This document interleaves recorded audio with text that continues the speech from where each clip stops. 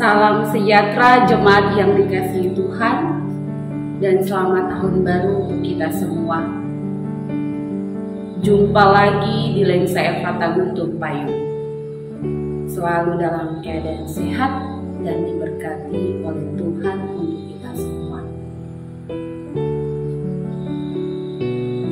Mengawali aktivitas hari ini, mari kita melandasinya dengan firman Tuhan.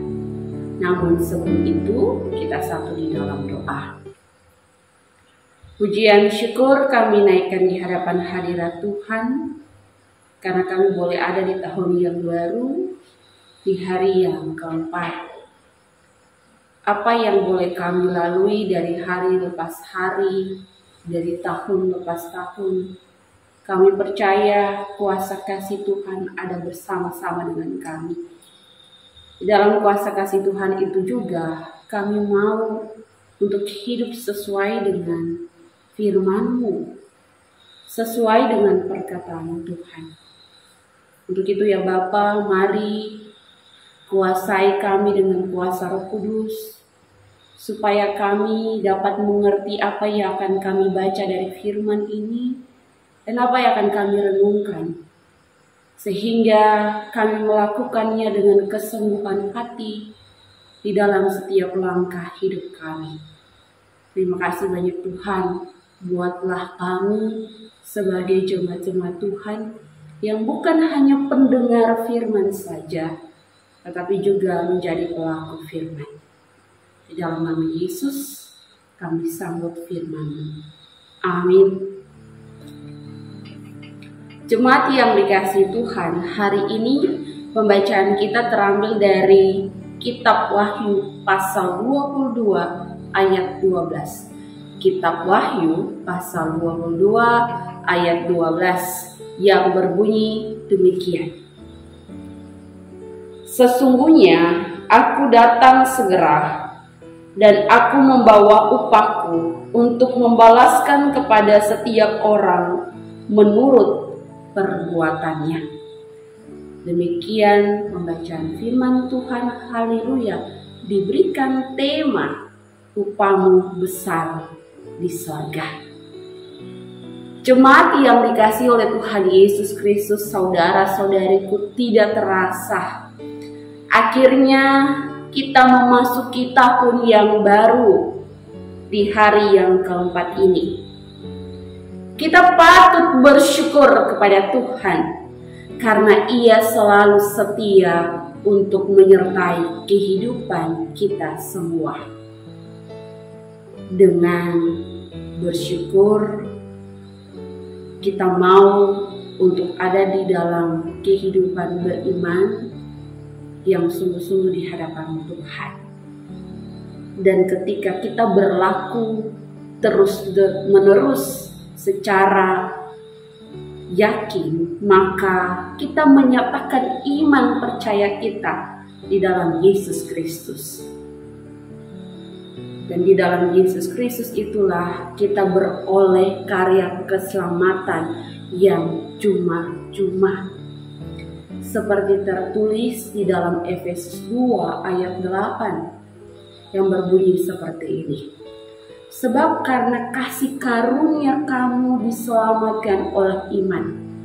Itu bukan hasil usahamu, tetapi pemberian Allah. Jadi saudara-saudariku, kita harus menyadari bahwa tidak ada sesuatu yang baik di dalam diri manusia yang membuat kita layak untuk diselamatkan. Keselamatan yang kita terima itu bukan karena kita melakukan perbuatan-perbuatan baik. Jadi jangan memegahkan diri. Itu juga tertulis dalam Efesus pasal 2 ayat 9 sampai 10. Jangan ada orang yang memegahkan diri. Setiap kita yang telah beroleh kasih karunia ini wajib untuk melakukan perbuatan-perbuatan baik yang telah dipersiapkan oleh Allah sebelumnya. Jadi dapat disimpulkan karena kasih karunia Allah lah, maka kita harus berbuat kebaikan. Dengan demikian harus kita sadari, saudara-saudariku, bahwa kalau kita bisa ada sampai hari ini ada di dalam kebaikan-kebaikan yang Tuhan nyatakan, itu karena Tuhan Allah di dalam Yesus Kristus yang memberikan kasih karunia yang cuma-cuma itu. Itulah yang juga mau dinyatakan dan ditekankan dalam bacaan kita hari ini. Jemaat yang dikasihi Tuhan, renungan kita di hari ini tidak terlepas dari kedatangan Tuhan kembali.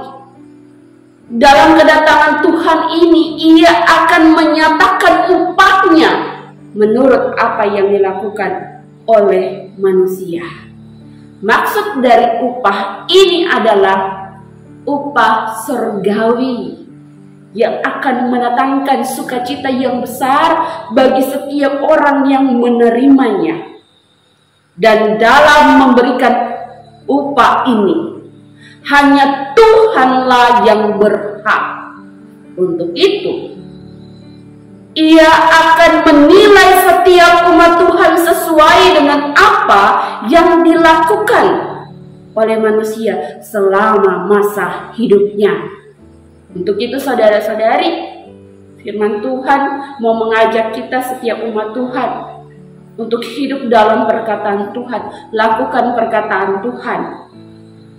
Karena ada saatnya Tuhan datang dan Ia akan memberikan upah yang akan sesuai dengan kehendaknya. Takaran yang kita lakukan di dalam dunia ini. Dengan demikian, kita harus sadar bahwa ketika Tuhan menyatakan upahnya, itu sesuai dengan kehendaknya ketika Ia menilai sikap, tindakan, perbuatan, tingkah laku kehidupan manusia.